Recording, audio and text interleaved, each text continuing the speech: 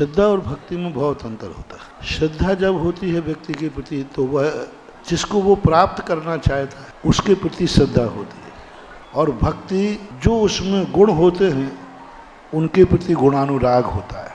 भक्ति उसके प्रति गुण उसको प्रकट में है, श्रद्धा में सामने वाले के गुण प्रकट नहीं होते। श्रद्धा उसकी होती है जो हमें दिखता नहीं, श्रद्धा उसकी होती है जिसके संबंध में हम जानते नहीं, श्रद्धा उसकी होती है जो हमारे अनुभव में नहीं है, हमारे ज्ञान में नहीं आता। और भक्ति उसकी होती है जो हमारे लिए मालूम है, हमारे ज्ञान में आता है, हमारे अनुभव में आता है। हम देखते हैं, हम समझते हैं कि इसमें यह गुण विद्यमान है, और यह गुण विद्यमान है तभी गुणानुराग जागता है। अब ये बात अलग है कि श्रद्धा से जाने हुए गुणों पर भी श्रद्धा को हम प्रत्यक्ष मान लेते हैं कि हमें आगम में कहा है सो यह गुण है, ऐसा भाव आकर के जो परिणाम उमड़ता है वो भक्ति है।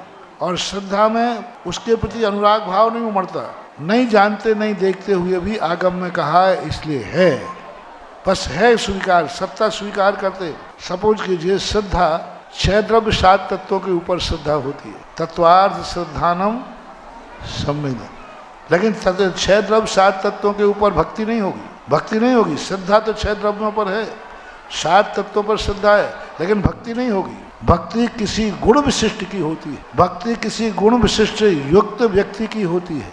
श्रद्धा अचेतन की भी होती है, श्रद्धा हे की भी होती है, हे की भी बंध तत्व हे है, उसकी श्रद्धा है कि बंध तत्व हे अभक्ष है, ये श्रद्धा है।